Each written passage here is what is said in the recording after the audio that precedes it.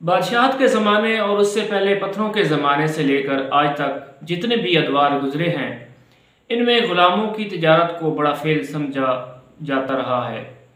लोग ग़ुलामों को लेकर जहाज़ों में भरते, इन्हें बिल आखिर फ़रोख्त करके अपने पैसे खड़े करके ले जाते थे।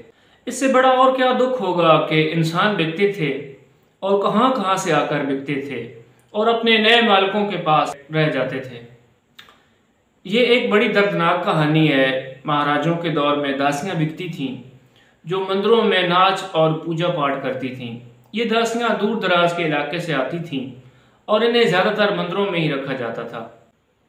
कपिलवस्तु के राजा शंदोदन का बेटा सिद्धार्थ, जो बाप को बहुत प्यारा था और बाद में महात्मा बुद्ध के नाम से मशहूर हुआ, इसके बाप ने अपने महल में 1000 से ज़्यादा लौंडियाँ खरीद कर रखी थीं, जो शहजादे का दिल बहलाती थीं, ताकि इसे कोई गम, कोई दुख, बीमारी या मौत से आशनाई ना हो।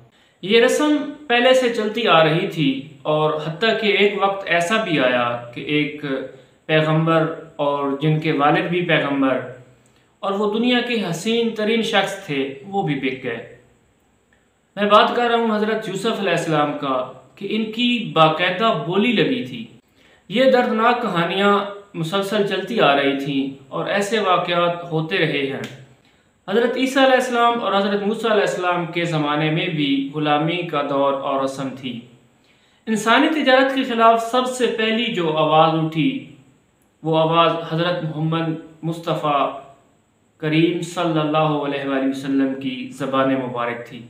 आप सल्लल्लाहु अलैहि वसल्लम ने इरशाद फरमाया कि ये कभी रस्म है, चलती तो ज़मानों से आ रही है, इससे रोकना बहुत मुश्किल होगा।